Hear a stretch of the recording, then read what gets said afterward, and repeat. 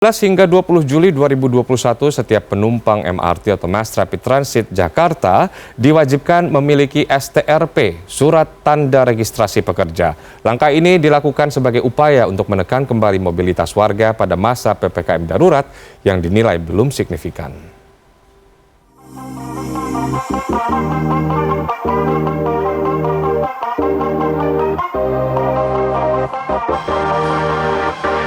Sebagai upaya untuk menekan mobilitas warga di wilayah aglomerasi terutama di masa PPKM darurat ini, pertanggal 12 sampai dengan 20 Juli 2021, perjalanan darat hanya boleh bagi mereka yang bekerja di sektor esensial dan juga kritikal, salah satunya adalah penumpang MRT Jakarta.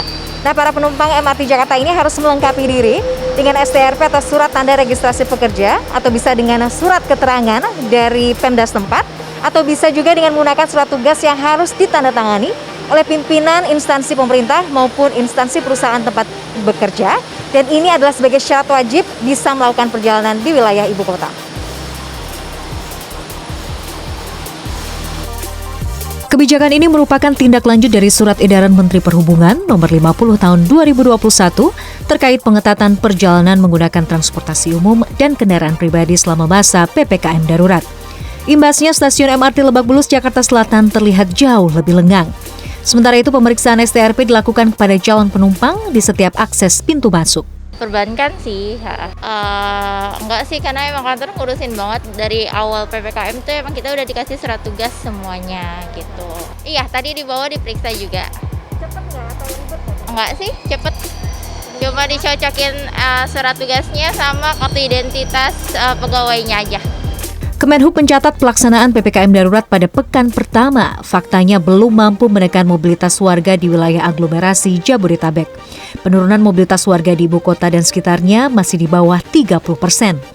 Mengatasi hal ini, kebijakan STRP ini pun mulai diberlakukan bagi penumpang KRL, MRT, dan Transjakarta mulai Senin 12 Juli. Jasa hukum. Iya diminta sih, cuma karena kebetulan saya harus ada agenda sidang. Jadi saya cuma nunjukin kartu advokat sama panggilan sidang aja. Itu menariknya, profesi advokat sendiri dimasukin ke kategori non-esensial. Tapi kerjaan kita kan sehari-hari ke pengadilan, pengadilannya esensial. Jadi ya itu di lapangan akhirnya juga nggak diminta juga keterangan itunya sih. Selama masa PPKM darurat, sejumlah penyesuaian dilakukan oleh PT MRT Jakarta. Sebanyak 17 akses pintu masuk di 8 stasiun MRT untuk sementara ditutup. Operasional MRT dibatasi dari pukul 6 pagi hingga pukul 20.30 malam. Sementara itu kapasitas penumpang pun dibatasi hanya 65 orang per kereta. Nadia Rahma, Muhammad Iqbal, Jakarta.